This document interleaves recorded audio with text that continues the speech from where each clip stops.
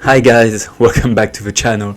After doing part 1 of the Punic Wars with Oversimplified, we're now doing part 2 today. If you haven't seen the first video, the first part, go have a watch and then you come back with us. Alright, let's go. After the gigantic battle at Cape Ecnomus, the Romans were now free to land on African soil. And so, they did. The Carthaginians chose to focus on defending the city of Carthage itself. So the Romans immediately took the city of Aspis and were then free to raid and plunder the countryside.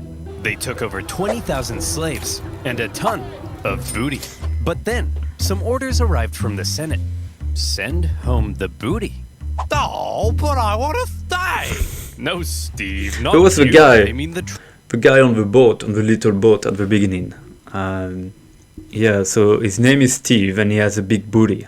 Yeah, he goes to the gym and he doesn't skip leg day. treasure. Well, we are not watching any more of this filth. So the other consul left with the... To be fair, I think, if I were a teacher, I would show videos like that to my student in history, obviously, because it keeps you entertained and at the same time you're learning. I would complement it with, dates and classic classes, but I think this is good. booty, leaving Regulus and his forces on their own, and they began advancing towards Carthage. Along the way, according to the ancient writer Livy, they encountered Here's a Livy. literal dragon. Now Livy was a Roman historian, so his account may be slightly exaggerated, but this, Sadly. I believe. As the Romans continued to plunder, Yeah. the Carthaginian people flooded into the city.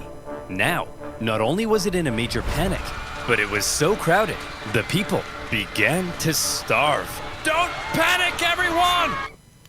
Look, I know you're all starving, but I still have food for me. So, it's not all bad.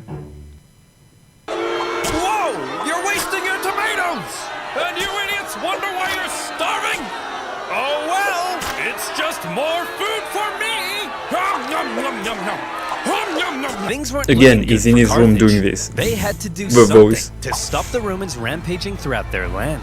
So they decided, finally, it was time to put an end to it. They headed out and set up on rough hilly terrain overlooking the Roman camp, and they prepared for battle. Now, while the Carthaginians were the traditional masters of the sea, on land, they weren't always the brightest. Case in point, setting up in this position overlooking the Roman camp was just about the stupidest thing they could have done. Why? Well, there's something you gotta understand about Carthage. The Carthaginian land forces actually suffered from a multitude of different issues.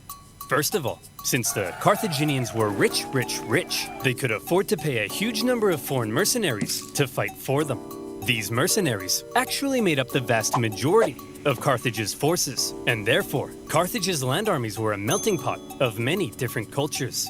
This, however, meant that if a battle wasn't going their way, there Diversity is our strength, right? could be loyalty issues. Man, I ain't getting paid enough for this. You Balearic slingers better not be thinking of running away. What did he say? I don't know, man. I don't speak Phoenician. Let's get out of here. Clearly, there were also language issues. Yep. The military generals tended to be Carthaginian, but they made a lot of strange decisions. For example, one of the most feared assets of the Carthaginian army were the war elephants. To a Roman soldier who had never even seen an elephant before, this was like fist fighting, a literal monster. Yet the Carthaginians continually kept placing the elephants in the rear, where they were no use. In a similar fashion, the neighboring region of Numidia provided Carthage with the most skilled cavalrymen in the world. But the Carthaginians often chose to fight on rough, uneven terrain, where horses and elephants were less effective. And so, in this case, when the Carthaginians again chose the rough terrain near the Roman camp, the Romans easily sent them packing. Wow, Regulus, we're mere miles from Carthage. You sure are amazing. Yes, Steve, I know. Steve, what's the matter? We've almost won. I just wish I could be as great as you, Regulus. Steve, you're amazing. I mean, look at this thing. It's unbelievable. I know, but I mean, like, at war I stuff. wish I had a booty I'm like such a that also. noob. My tanks always get blown up. I can't And- even okay, fly an that's aircraft the ad. straight. Tanks? Aircraft? What are you talking about, Steve? Come on, I'm say it. talking about free-to-play online multiplayer Here combat we go. game. And as always, now where were we? Oh yeah. Invading Africa, getting some booty, and sending the Carthaginians packing. Everything was looking up for Regulus. A Roman victory seemed like it was only a matter of time. But then, Regulus realized something. He had been consul for almost a year, and his term was coming to an end. He knew that if his successor took over and he finished the job, then he would get the naked statues, not Yeah, I Regulus. forgot about those and stages. there was no way Regulus was going to allow that. So he jumped the gun. You there, Carthaginian boy, I want you to deliver a message to your elders. I, Marcus Attilius Regulus, demand the total and unconditional surrender of Carthage. Unconditional surrender? Jeez, at least lay siege and starve us all to death first. Just deliver the message, you punk! He demands your total surrender. What? Jeez, at least lay siege and starve us all to death first. Hey, that's what I said. Well, boys, this Roman thinks we're out. But we're not out, are we, boys? No! We'll do what we always do in times like this. Hire somebody else to solve our problems for us. Darren, bring in the Spartan. Regulus's overly harsh demands had the unintended effect of reinvigorating Carthaginian resolve. They brought in a mercenary from the famed land of Sparta named Xanthippus to help dig them out of this situation. And we all know what Spartans are like. Xanthippus showed up and immediately took charge. He had a look around and said, "You idiots! Put the elephants in front of the army so they can smash into the Romans and stop fighting on rough, uneven terrain. Find a big flat field so your superior cavalry can do their job. And what's this I hear about you giving a speech telling everyone they're gonna die? Hey, I was just telling the people the truth. You're a politician. Lie to the people." And so Xanthippus led out Too many the truth newly here. reformed Carthaginian army to meet Regulus in the Battle of the Bagridas River. The elephants, now in the front, smashed into the Roman lines, causing disarray. The cavalry, with total freedom of movement, outflanked the Roman infantry. Thanks to this impressive Spartan. That must have been terrifying to see those elephants coming at you. And look at those horses with those eyes. That is terrifying also. It's probably done on purpose. The battle was a total Carthaginian victory. And Xanthippus, for his stunning victory, was forced to flee Carthage because the leadership got jealous. Regulus, the Roman consul, was captured during the battle. Legend has it, he was brought before the Carthaginian council, and they made a proposition. Well, Reggie, not looking so good anymore, is it? Looks like we beat you pretty bad, huh? Up yours, you Punic pansies! Now, Regulus. Nobody likes a sore loser, do they? No. How about this? We're gonna send you back to Rome, and you convince the Roman Senate to surrender to us. If you fail, though, you gotta come back so we can torture you to death, okay? Okay. You promise? I promise. Hey guys. Whoa, Regulus! We thought you got captured. I did, but they sent me back to convince you to surrender. Well, should we? Surrender? No! Never surrender! Give 'em hell, boys! They're at the end of their rope. Anyway, I gotta go be tortured to death now. What? Yep, part of a deal I made. It's a long story. Whoa, hey, wait! Regulus! No, it's cool, guys. I promised. Regulus! This is ancient times. We massacre entire populations. We chop pets in half. You can break a promise. No, Tim! You never break a promise. That's too far. And so, Regulus went he back really to go Carthage and was tortured to death. And for keeping his promise, he was immortalized as He the got his leading statue. symbol of Roman virtue. Is that true? Meanwhile, after their defeat in Africa, the remaining Roman survivors, still in Africa, were still in Africa. Let's double check quickly. Magic, editing, let's go. Okay, so this is what I find. Apparently, I mean, historians think it's a myth. That could be true, to be fair. I mean, it could be true, but historians say it's a myth. This is Regulus, according to Wikipedia, and this is Regulus again, leaving Rome to honor his promises. So it's going back to Carthage here. Alright, I didn't know about that. That's very interesting.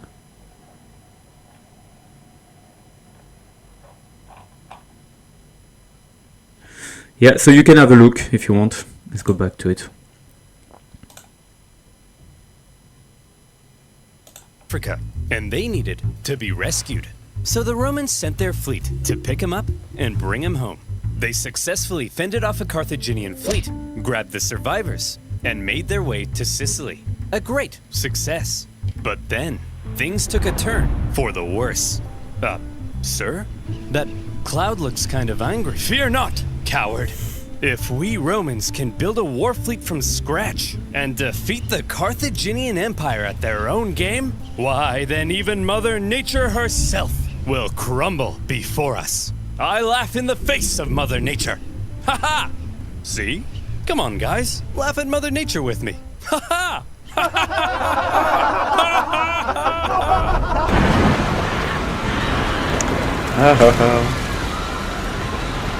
284 Look at the horse. Nearly 80% of the Roman fleet was destroyed. As many as 100,000 men drowned in a terrifying act of nature. Never before had Rome lost so many men in a single incident. 100,000 casualties for any other nation would be crippling. Any other nation would hastily sue for peace. Any other nation would spend decades trying to recover. But Rome was not just any other nation. Yeah, that's Imagine Rome. being able to build anything just by thinking about it. Meet Base 44. Infamous for its Come unrelenting on, Rome. determination in the face Let's of get back, overwhelming boys. odds, Rome said, well, I guess we'll just have to build another fleet. And they did. In just 3 months, they built 220 more ships. An astonishing feat. The Romans sent out their brand spanking new war fleet. And they got caught in another storm. This time, a whole nother fleet was lost. And still, the Romans did not give up. The Carthaginians couldn't believe Come on, their Rome. enemy had just lost hundreds of thousands of men, had 2 fleets almost entirely Can you imagine being destroyed, helped and so they still much? wouldn't surrender.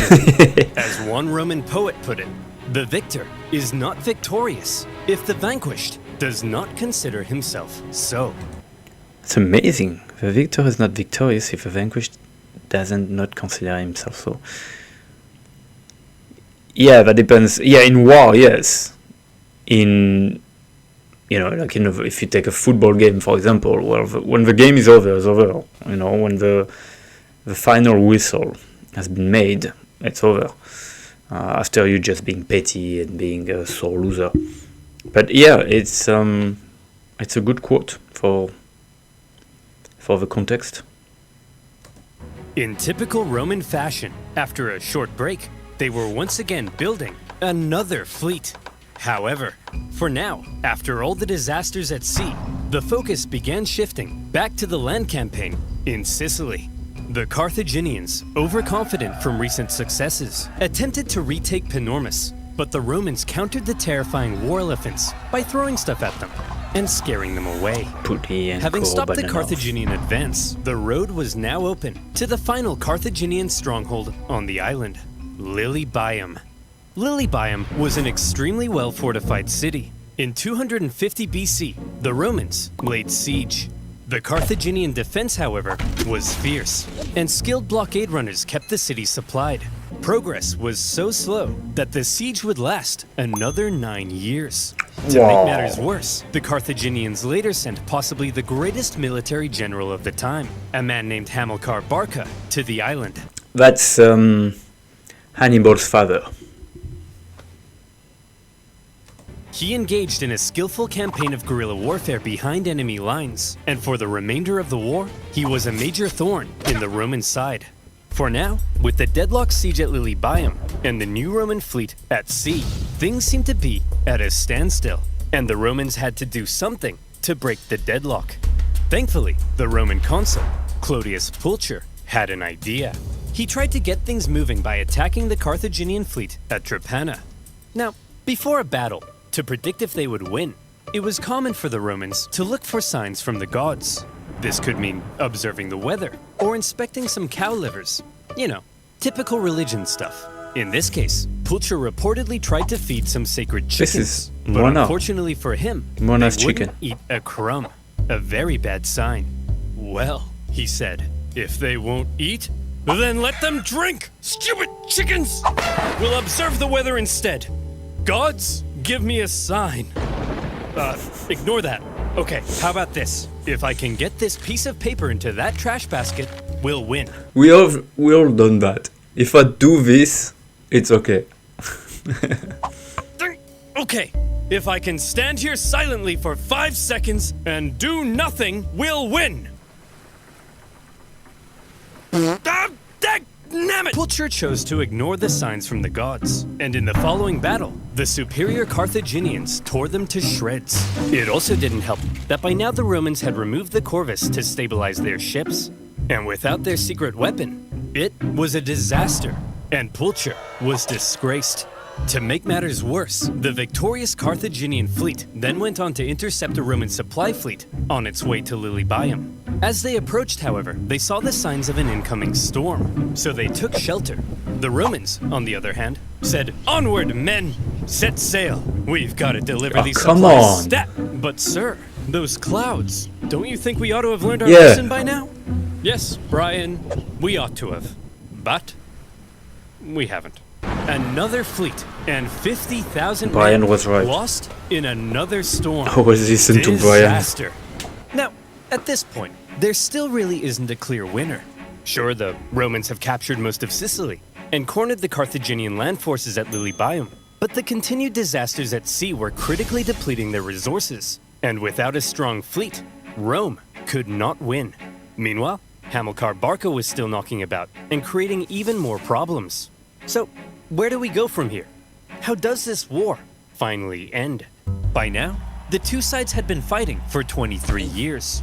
They were exhausted. Their money, their resources, their strength were all utterly spent. The Carthaginians in particular were eager to see the war end so they could get back to trading and making money. So after the latest Roman disaster at sea, they said, "Look, there ain't no way in heck the Romans can come back again. They can't possibly afford to build another fleet. They're done. That's it. Recall the navy, repurpose them as merchant ships, and let's get back to making some money." Assuming the Romans would soon make peace, an anti-war faction within the government recalled a large portion of the navy, leaving Hamilcar on his own. The victors appeared to be declaring themselves victorious. Meanwhile, the vanquished were getting ready for round 5. The Romans built another fleet, this time heavily relying on patriotic donations from the upper classes to afford it. And once again, they put to sea. Sir? The Romans have built another fleet. Oh, for goodness sake, Clarence, can't you see I'm busy rolling around in this pile of money? But sir, I don't care anymore, Clarence. I just don't care! The Carthaginian politicians made a fairly lackluster final effort with a poorly built fleet to supply their forces in Sicily. But when the brand new Roman fleet caught them at the Battle of the Aegates, even without their signature corvus, they dealt them the final blow. And that was that.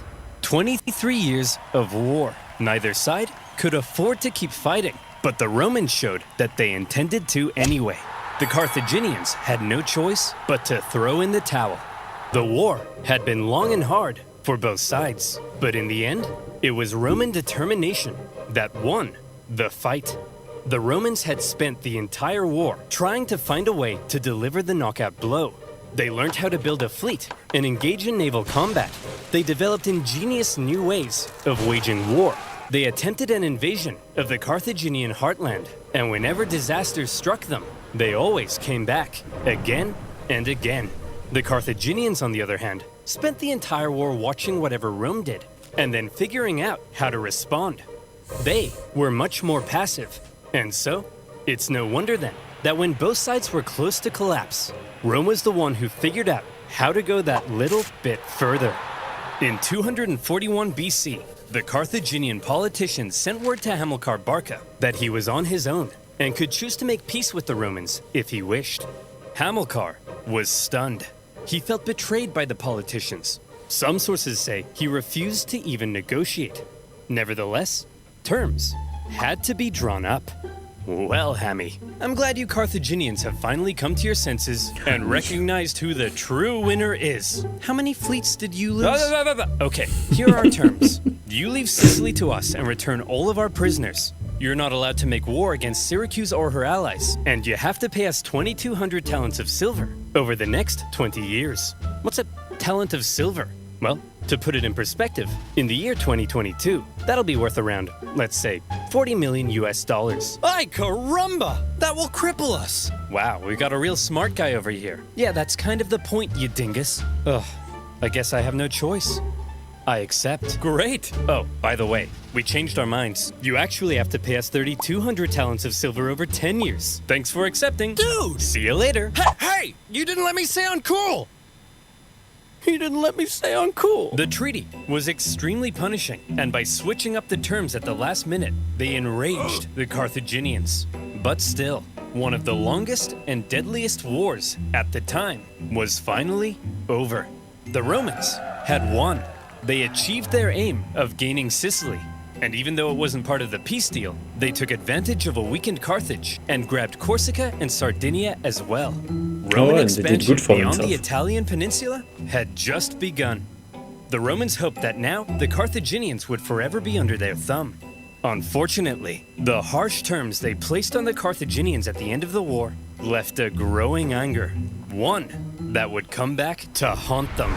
One day, Carthage will have its revenge. That's nice, dear. I'm serious, woman. Maybe not in my lifetime, but perhaps in his. My beautiful son. You are born into a momentous destiny. You shall be Rome's greatest enemy. You'll tear Rome limb from limb. You'll burn their pathetic city into the ground. You'll slaughter their people, men, women, and children. My child, you are vengeance. Stop telling our baby he's vengeance. But he is, Barbara. He's vengeance. That may be so someday, but for now, our son has a name, and you should call him that instead. His name is... Alright, that was cool. That was really good. Let's see the next one. Thank you for watching the video. If you liked it, give it a like. And if you want to see more, you can always subscribe to the channel. It's always a pleasure. And if you have any ideas of videos you want me to watch or react, just drop it in the comment. Thank you. Have a good day.